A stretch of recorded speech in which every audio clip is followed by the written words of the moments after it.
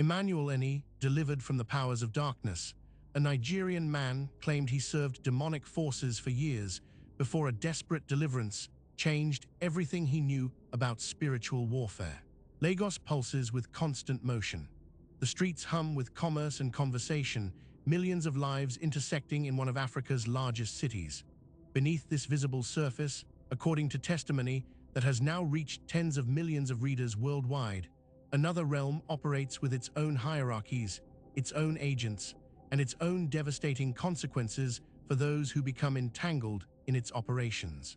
In 1988, a Nigerian man named Emmanuel publishes a slim volume that will become one of the most widely distributed Christian testimonies in modern African history. The book bears a stark title, Delivered from the Powers of Darkness. What he describes within its pages stands apart from most Western accounts of possession and spiritual warfare. He does not claim to have been an unwilling victim. He claims to have been a willing participant who eventually becomes trapped in a spiritual system that nearly destroys him. And he writes that his involvement begins in young adulthood through what he describes as a deliberate spiritual pact. The details he provides suggest a transaction rather than an affliction. He seeks power, influence, and connection to forces he believes can elevate his position in the world. What he finds, according to his testimony, connects him to entities he identifies as marine spirits, spiritual beings associated with water, operating through human agents to bring destruction and chaos into ordinary lives. His account does not present these entities as metaphors or psychological constructs. He describes them as concrete, organized, and utterly real. The underwater kingdoms he claims to visit in altered states possess detailed geography in his telling. He describes palaces beneath rivers and coastal waters, hierarchies of spiritual beings with specific roles and territories, and gatherings where assignments are distributed to human operatives. He receives instructions, he writes, targeting specific individuals for spiritual attack. The methods he describes involve causing sickness, mental disturbance, relationship destruction, and economic collapse through spiritual manipulation. His testimony includes names of people he claims to have been sent against, locations where he operates, and specific outcomes he witnesses following his spiritual interventions. Those who know during this period of his life later attest to dramatic changes in his behavior and personality. Family members describe a man who becomes increasingly withdrawn, whose eyes carry a disturbing intensity, who speaks of things that make no sense within ordinary frames of reference. Colleagues notice his absences, his strange certainty about future events, his knowledge of private matters he should have no way of knowing. The community around him begins to suspect something has fundamentally altered in his spiritual condition, though few understand the scope of what he later reveals. The spiritual cosmology he describes exists within a living tradition across West Africa. Marine spirits, known by various names across different ethnic and linguistic groups, appear consistently in traditional religious practice and in contemporary deliverance ministry testimonies. These entities are not abstractions in the communities where he operates. They are understood as active forces that require constant spiritual vigilance and that can establish control over human beings through various forms of invitation or vulnerability. Enni's account, when it eventually reaches church leaders and deliverance ministers, strikes them not as fantastical, but as consistent with patterns they encounter regularly in their spiritual warfare work. The turning point Enni describes comes not from external intervention, but from the internal dynamics of the spiritual pact itself.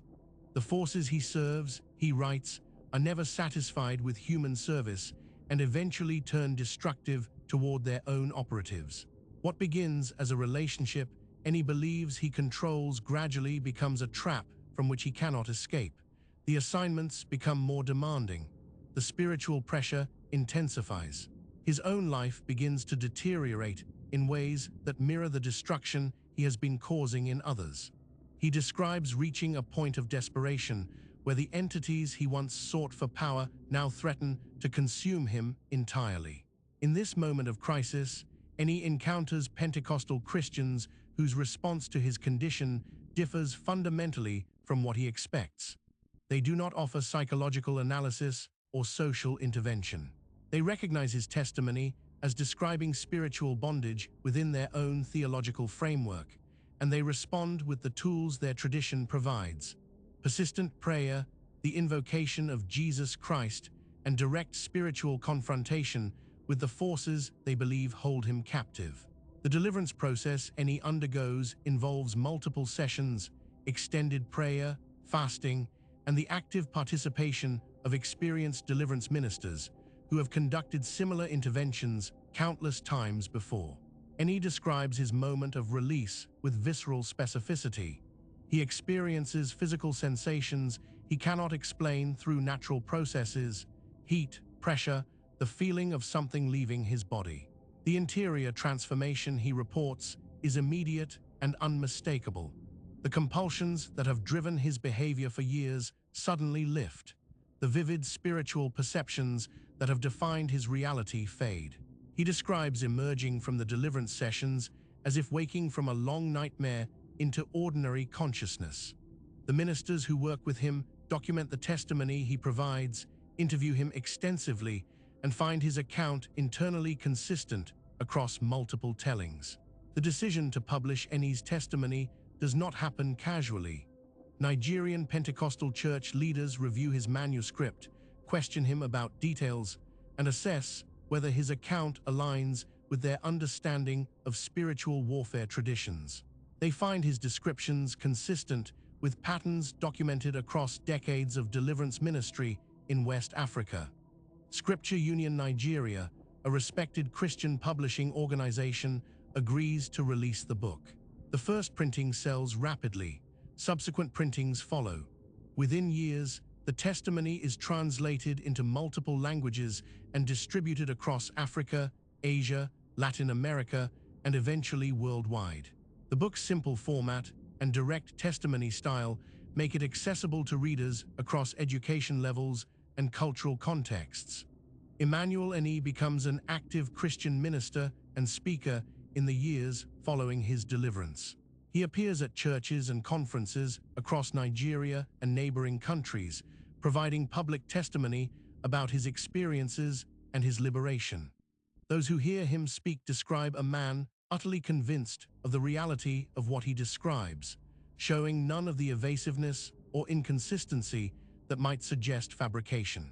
He submits to questioning from pastors and church leaders who probe his testimony for doctrinal accuracy and consistency with biblical teaching. His account withstands this scrutiny within the communities where spiritual warfare is understood as ongoing and literal. The influence of Eni's testimony extends far beyond Nigeria's borders. Deliverance ministries across sub-Saharan Africa adopt his account as a teaching tool, using it to train new ministers in recognizing patterns of demonic bondage and spiritual pacts. The marine spirit cosmology he describes becomes a reference point for understanding certain categories of spiritual affliction. Christians in regions where traditional religion maintains strong influence find in Eni's testimony a framework for understanding their own spiritual experiences and those of family members who may be trapped in similar bondages. Western academics who encounter Eni's testimony often struggle with how to categorize it. Those approaching from psychological perspectives see it as a culturally shaped expression of mental distress and recovery. Anthropologists recognize it as documenting a living spiritual tradition that shapes daily life for hundreds of millions of people. Theologians debate whether to understand it as literal demonology or as symbolic language describing real spiritual and social dynamics.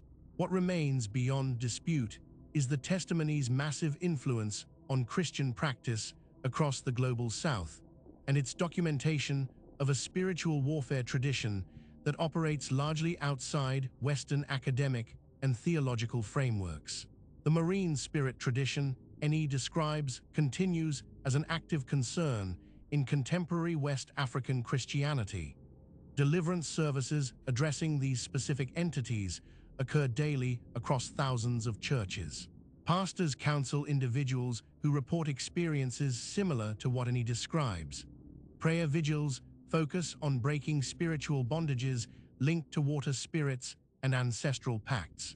The spiritual cosmology Annie documents is not historical artifact, but living practice, affecting how millions of people understand misfortune, illness, relationship failure, and personal crisis. Critics question whether Annie's account should be understood as literal truth or as powerful religious narrative serving important psychological and social functions. Supporters point to the consistency of his testimony over decades, the corroboration of behavioral changes by those who knew him, and the alignment of his account with broader patterns documented across African spiritual warfare traditions.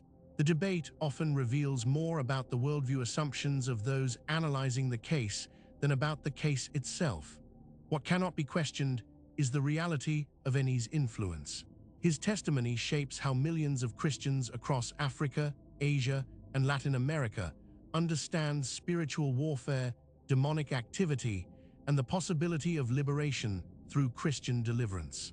Whether understood as literal encounter with demonic forces or as culturally specific language for describing spiritual crisis and transformation, Annie's account documents a tradition of possession and deliverance that exists as lived reality for communities whose spiritual worldview differs fundamentally from Western secular frameworks.